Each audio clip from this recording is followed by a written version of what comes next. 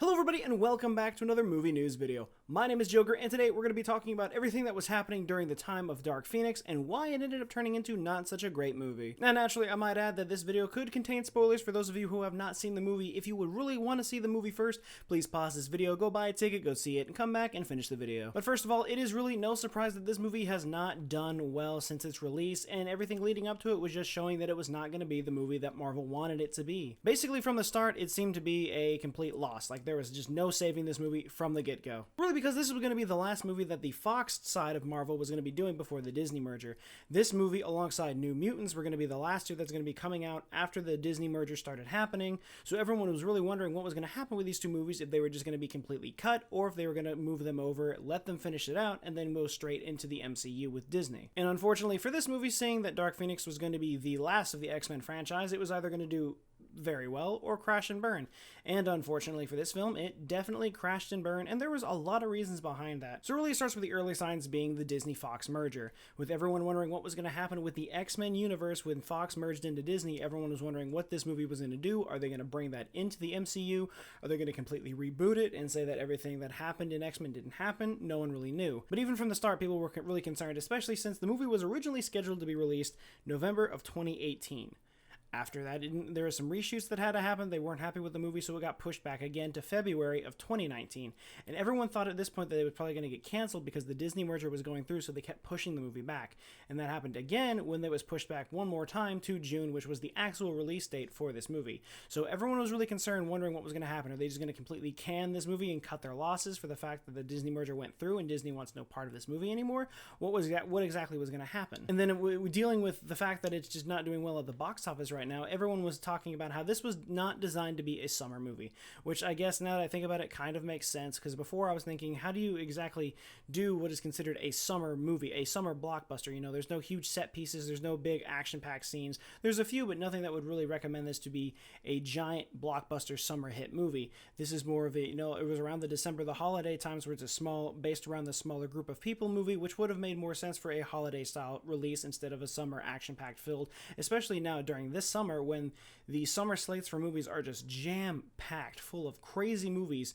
This summer is out of control as far as the movies go that are coming out, even toward the end of the summer with Once Upon a Time in Hollywood coming out. But even now you've got Toy Story 4, you've got Dark Phoenix, you've got Secret Life of Pets 2, you've got Child's Play coming out as well. You've got a lot to deal with as far as the competition goes. There's just so much out there that literally anything is going to get in your way of it, putting out movies, and especially one like this, like Dark Phoenix, with an X-Men franchise that's already not really that loved by a majority of the fan base to begin with. It's more just for jokes and the fact that the movies are just not that great, and now bringing it back out here against all these other movies is destined to fail. And all of that just proves that this was a low priority movie at this point. By the fact that they had moved it twice and just kind of dropped the ball toward the end of the movie, it was a low priority film. They really didn't care. Fox got a lot of people laid off, and afterwards they were just like, all right, we're done here, Disney, you can take it, it's yours, do whatever you want with it. And then they ended up releasing it. Now, as far as the story of the movie goes, the story struggled a little bit, and there's some interesting things about that I find. One is that Deadline reported that apparently Dark Phoenix was supposed to be 2 movies.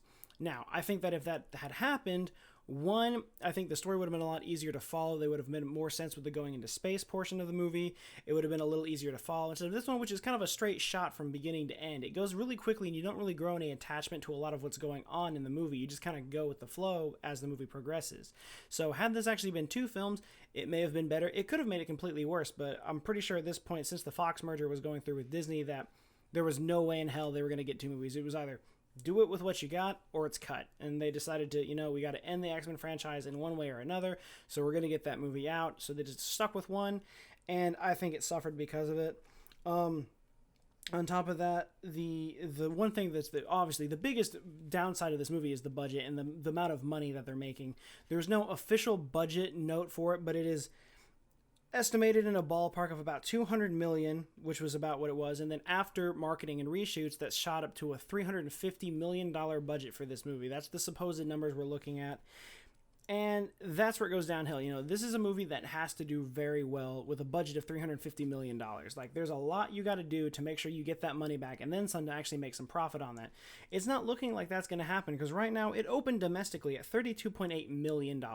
That is the lowest scoring movie to open within the X-Men franchise, even below Origins. For some reason, that movie was way worse. Everyone says this is the worst X-Men movie ever. I disagree. But all that aside, this is the lowest opening X-Men film for Fox. It is drastically low.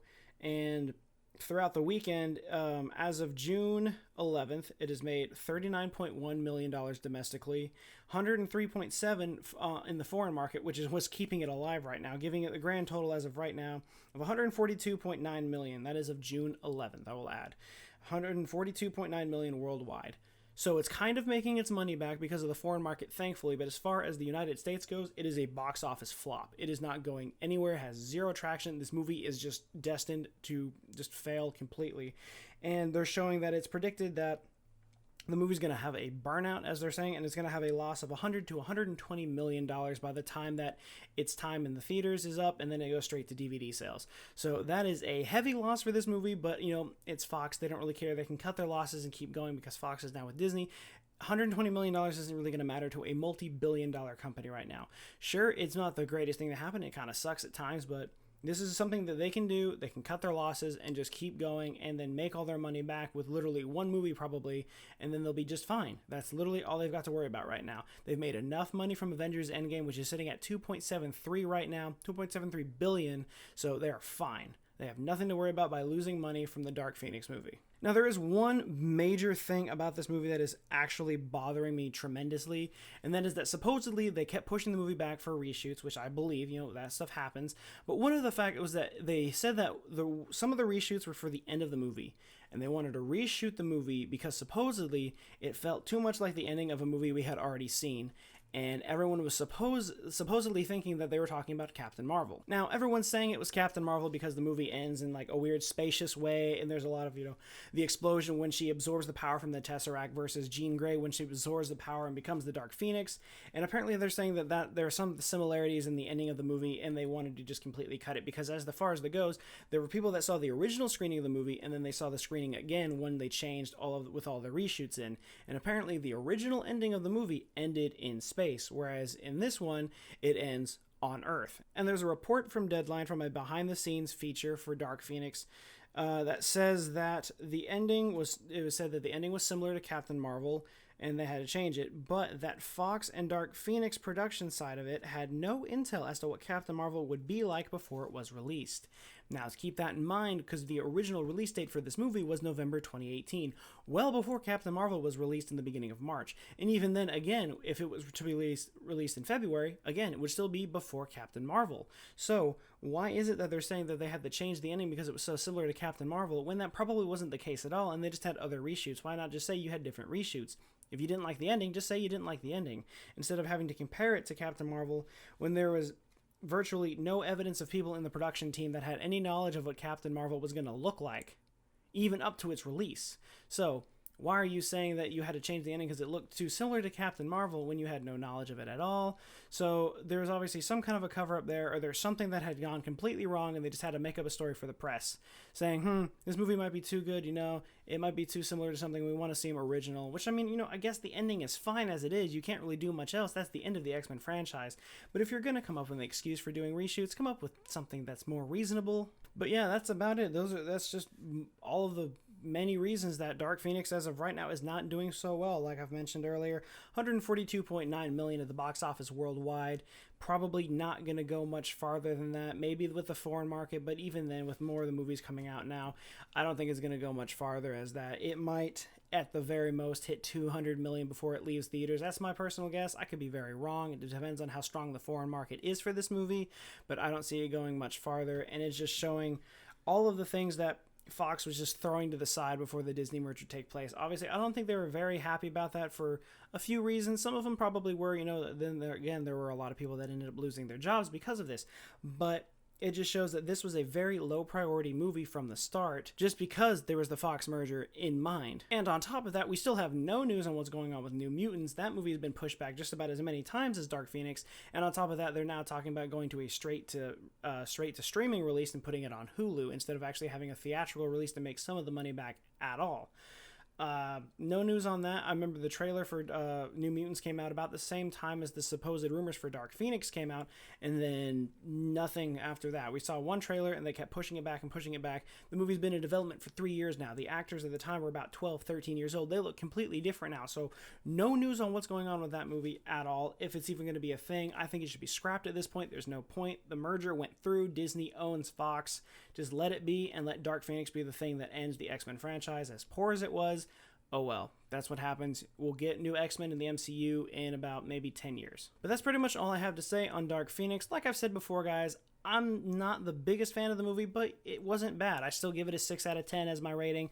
When it comes out on Blu-ray, I'll probably buy it, watch it a couple times, and then put it on the shelf with the rest of the X-Men collection I have, because, you know, I'm a kind of a guilty fan of that. It's like a guilty pleasure thing. I own all of them. I watch them all from time to time. Are they great? No. But I'm not going to completely hate on them. That's just really how this happens sometimes. You know, sometimes movies do well and sometimes they tank dramatically.